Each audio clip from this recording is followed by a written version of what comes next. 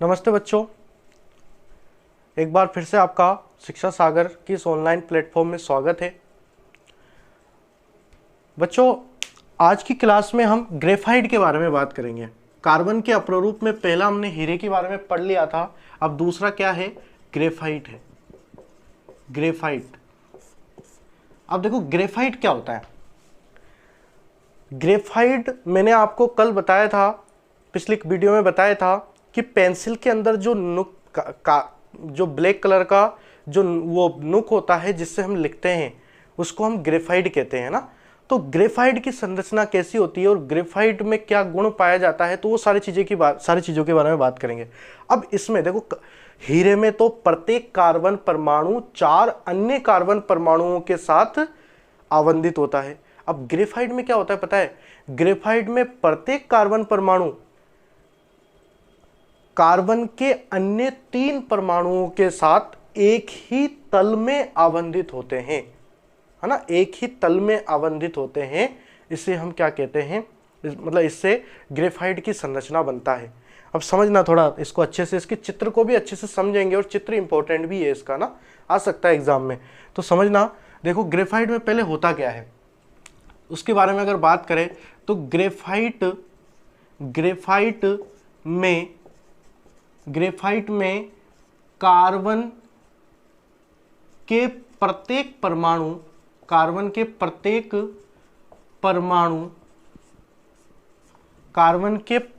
परमाणु कार्बन के अन्य 3 परमाणुओं के साथ एक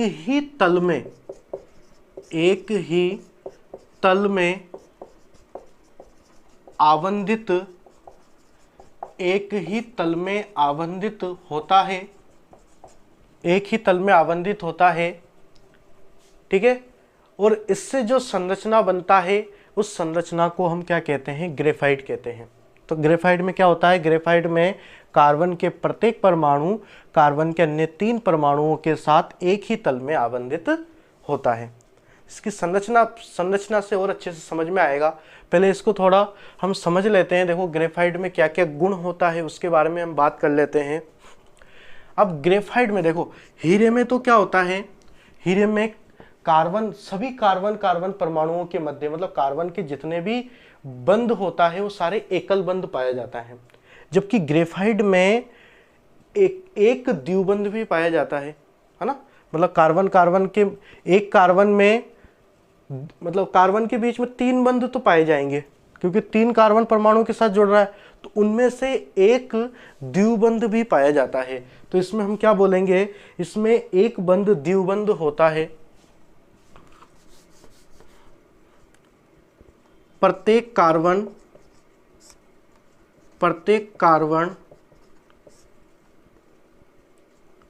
कार्बन आवंधन में एक बंध द्विबंध भी होता है।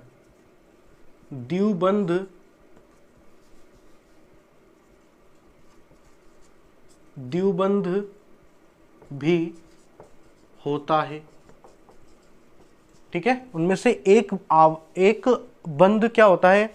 बंध भी बोल सकते हैं, आबंध भी बोल सकते हैं, इसमें कंफ्यूज मत होना ना। आबंध या बंधन कुछ भी लिखो आप, बंध आबंध एक ही बात है। तो प्रत्येक कार्बन आवंधन में एक बंध द्विबंध भी होता है इसमें, ठीक है। आवंधन में एक बंध द्विबंध होता है, द्विबंध पाया जाता है इसमें। अब और अगर बात करें कि कार्बन जो होता है, देखो कार्बन कठोर नहीं होता है। ये जैसे कि हमने अगर हीरे की बात किया तो हीरे अब तक ज्ञात सबसे कठोर धातु होता है, कठोर पदार्थ होता है। धातु तो नहीं बोलेंगे क्योंकि ये अधातु है, ठीक है। और इसकी अगर संरचना की बात करें तो षटकोणीय व्यू होता है। एक तो संरचना की बात करें, संरचना षटकोणीय व्यू, या फिर डायरेक्ट षटकोणीय भी याद रख सकते हैं हम ना। तो ये इंपॉर्टेंट है कि ग्रेफाइट की संरचना कैसे होती है, तो कैसा होता है, षटकोणीय होता है। ठीक है। अच्छा, अब इसकी प्रकृति की बात करें तो ये क्या होता है, नरम होता है, मुलायम होता है और चिकना होता है और फिसलनशील होता है। इसके अगर यहाँ नरम तथा फिसलनशील या फिर चिकना तथा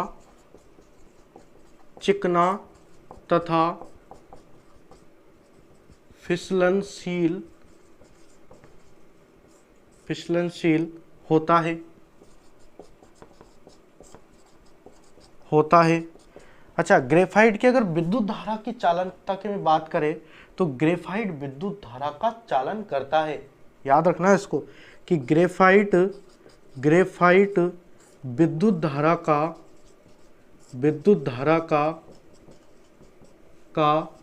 चालन करता है, विद्युत धारा का चालन करता है।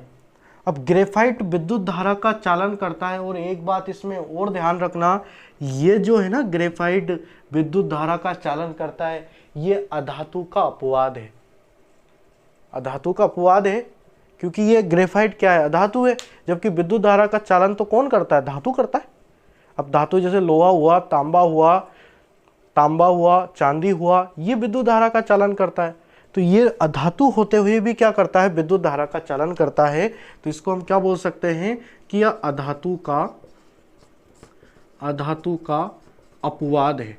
अब ये चालन क्यों करता है पता है, अब इसकी जो ये षटकोणीय जो व्यू बनता है ना, षटकोणीय व्यू, अब इसमें कार्बन कार्बन आवंधन ये एक ही तल में होता है। अब इसमें तल बनता है, एक तल, ये एक तल, उसके ऊपर और एक तल, उसके ऊपर और एक तल, ये सेम होता है ऐसे, एक तल फिर और एक तल फिर और एक तल।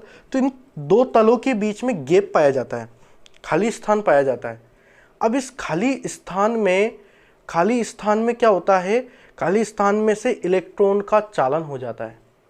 इलेक्ट्रॉन, इस खाली स्थान में इलेक्ट्रॉन चला जाता है और इस कारण यहाँ पर ये विद्युत धारा का चालन करने लग जाता है ग्रेफाइट। तो इसलिए पेंसिल को अगर हम उसमें प्लग में लगाए ना, तो लगाना मत कभी भी, है ना। ऐसे बता रहा हूँ मैं आपको, पेंसिल को प्लग में लगाते हैं, प्लग कौन सा, जो लाइट वाला प्लग, अब उसमें लगाते हैं तो क्या होगा, उसमें करंट लग जाएगा। आया समझ में। तो इसको हम क्या कह सकते हैं कि ये विद्युत धारा का चालन करता है अधातु होते हुए भी, है ना। और इसमें चालन क्यों करता है, क्योंकि इन दोनों परतों के बीच में क्या होता है, गैप पाया जाता है, उस गैप में इलेक्ट्रॉनों का चालन हो जाता है। जबकि धातुओं में कैसे होता है, धातुओं में तो मुक्त इलेक्ट्रॉन के कारण होता है, मुक्त इलेक्ट्रॉन चलता रहता है, जो उसके कारण विद्युत धारा का चालन हो जाता है। आया समझ में। अच्छा, अब आगे अगर बात करें, ये तो हो गया षटकोणीय इसके ग्रेफाइट के बारे में। अब ग्रेफाइट के अगर चित्र की बात करें तो ये इंपॉर्टेंट है, इसको अच्छे से समझना। देखो कैसे बनाएंगे। तो सबसे पहले हमें इसमें कितने परत बनाना है, अपन को 2 परत ही बनाना है। ठीक है। अब 2 परत को अच्छे से बनाएं अगर, तो समझना,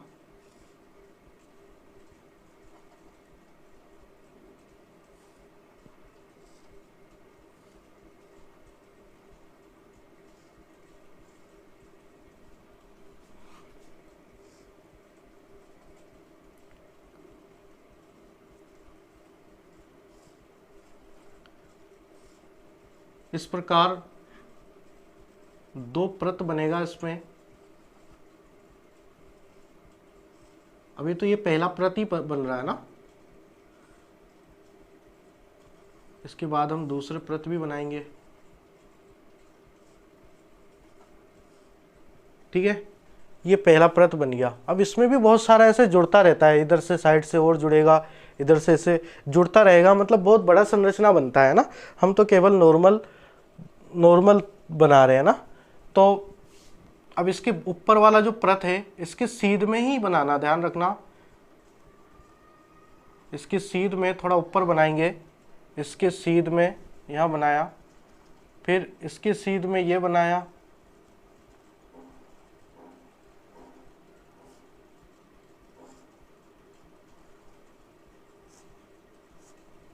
फिर इसके सीध में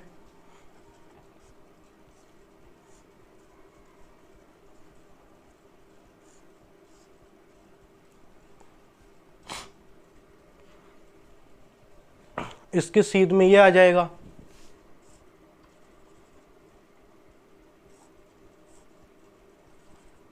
ये सारे जो डोटेट बन रहा है ना, ये डोटेट क्या है, आपका कार्बन परमाणु है। ठीक है, ये कार्बन परमाणु है, ये सभी कॉर्नर पे कार्बन परमाणु स्थित है।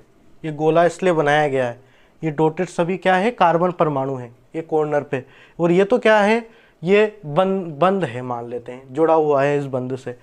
अब यहाँ पर क्या होता है पता है, अब यहाँ पर ये जो परत बनते हैं, देखो ये प्रत्येक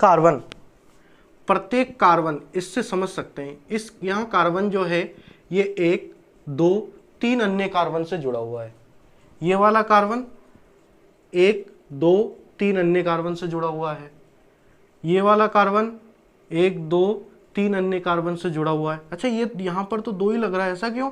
तो यहाँ पर और संरचना बनेगा ना, इसको तो हमने नॉर्मल बनाया, केवल यहाँ पर 3 ही हमने ये लिया, बॉक्स लिया, बाकी अगर और भी बनेगा तो ये बहुत बड़ा संरचना बनता है ना। तो ऐसे अलग अलग परत बनते हैं। अब ये एक ही तल में ये जुड़ा और ये दूसरा तल, अब इन दोनों तलों के बीच में भी आकर्षण पाया जाता है, और आकर्षण पाया जाने के कारण इसके बीच में ये रिक्त स्थान पाया जाता है। अब ये आकर्षण के कारण ये जुड़ जाता है इस प्रकार, है ना। ये नीचे वाले को तो नीचे वाले के साथ मिलाना है, और ऊपर वाले के साथ ऊपर वाले को ऊपर वाले के साथ मिलाना है।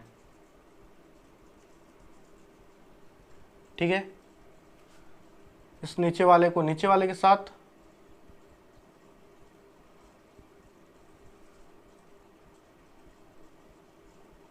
और ये ऊपर वाले को ऊपर वाले के साथ। इसको एकदम नीचे ले जाना है, फिर ये वाला इससे जुड़ेगा बीच वाले के साथ।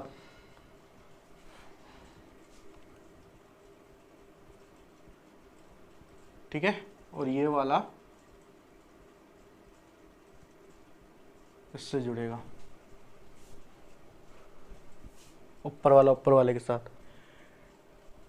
इसके बाद यहां पर भी ये नीचे जाएगा,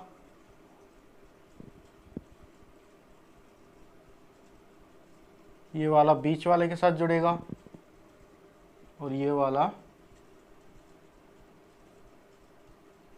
ऊपर वाले के साथ जुड़ेगा। ठीक है, ऐसे बना सकते हैं अपन को, सिर्फ मिलाना है बस, कैसे भी आड़ा टेढ़ा चल जाए, कोई दिक्कत नहीं है। ठीक है, ये वाला नीचे वाले के साथ और ये वाला ऊपर वाले के साथ। इस प्रकार ये ग्रेफाइट की संरचना का निर्माण होता है। चित्र किसका है? ग्रेफाइट। आया समझ में अच्छे से? तो ये आपका ग्रेफाइट के बारे में हो गया। अब अगली क्लास में हम फुलरिन के बारे में जानेंगे। ठीक है, तब तक के लिए धन्यवाद। क्लास को अगर अच्छा लगे तो सब्सक्राइब और लाइक ज़रूर कर देना। ठीक है बच्चों, धन्यवाद।